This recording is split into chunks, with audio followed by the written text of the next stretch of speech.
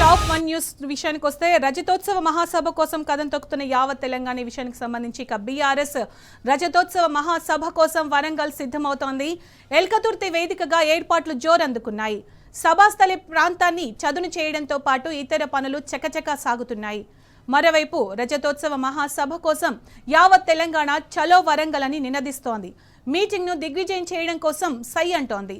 ఊరూరా సన్నాహక సమావేశాలు జరుగుతున్నాయి.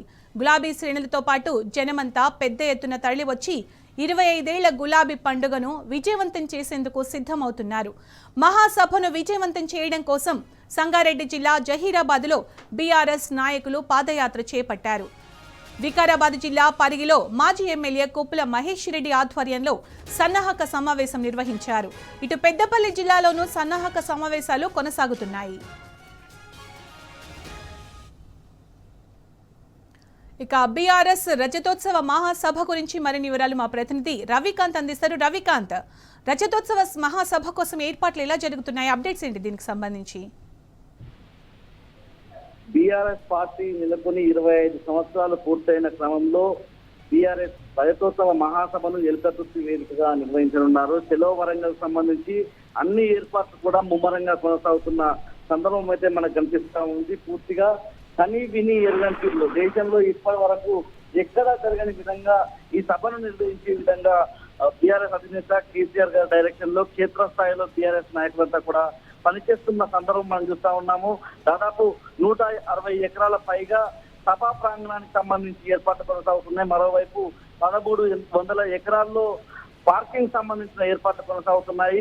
3 జాతీయ రహదారులకు సంబంధించి పూర్తిగా వరంగల్ నుంచి వచ్చే మార్గంలో వరంగల్, హైదరాబాద్, రంగారెడ్డి, మహబూబ్ నగర్, ఖమ్మం, నల్గొండకు సంబంధించినటువంటి పార్కింగ్ ఏర్పాట్లు, అదేవిధంగా కరీంనగర్ వైపు నుంచి వచ్చేటువంటి వాళ్ళ కోసం ఇటు పాత ఆదిలాబాద్, పాత ఏదైతే కరీంనగర్ జిల్లాకు సంబంధించి, మరోవైపు ఉమ్మడి మెదక్ రూట్ లో వచ్చేటువంటి సిద్దిపేట రహదారిలో మెదక్, అదేవిధంగా హైదరాబాద్, రంగారెడ్డి, పాత ఆదిలాబాద్, ఇట్లా ఉమ్మడి రాష్ట్రానికి ఏదైతే తెలంగాణ రాష్ట్రానికి సంబంధించినటువంటి 10 ఉమ్మడి జిల్లాలకు సంబంధించినటువంటి అన్ని ప్రాంతాల నుంచి వచ్చే విధంగా ఏర్పాట్లు అయితే ముమ్మరంగా కొనసాగుతున్న పరిస్థితి.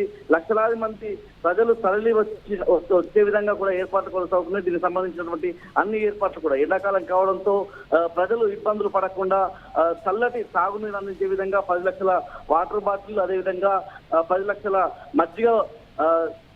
మధ్య సంబంధించినటువంటి ప్యాకెట్లు కూడా అందుబాటులో ఉంటున్నారు. దీనికి సంబంధించి సభా వేదికకు 360 డిగ్రీస్ లో ఈ పార్కింగ్ ఏర్పాట్లతో పాటు పూర్తిగా అయితే ఎమర్జెన్సీ పరిస్థితుల్లో ప్రత్యేకమైనటువంటి అంబులెన్స్లే కావచ్చు, మెడికల్ టీమ్స్ అందుబాటులో ఉండే విధంగా కూడా ఏర్పాట్లు చేస్తా ఉన్నారు. సుదూర ప్రాంతాల నుంచి వచ్చేటువంటి ప్రజలకు సంబంధించి అన్ని ఏర్పాట్లు చేస్తా ఉన్నారు. ప్రత్యేకంగా టాయిలెట్స్ లాంటి సదుపాయాలు కూడా ఏర్పాటు చేస్తున్న సందర్భం మనం చూస్తా ఉన్నాము. సభా వేదికకు సంబంధించి నిన్నటి నుంచే సభకు సంబంధించినటువంటి ఏదైతే స్టేజ్ నిర్మాణ పనులు కూడా కొనసాగుతున్న సందర్భం కనిపిస్తా ఉంది. సునీత.